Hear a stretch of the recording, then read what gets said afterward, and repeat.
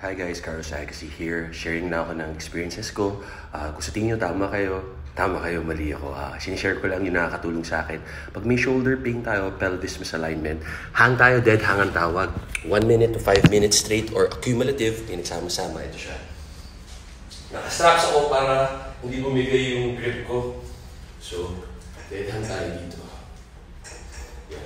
Sana makatulong sa inyo ma-relieve ang shoulder pain nyo. Yan, ganyan lang.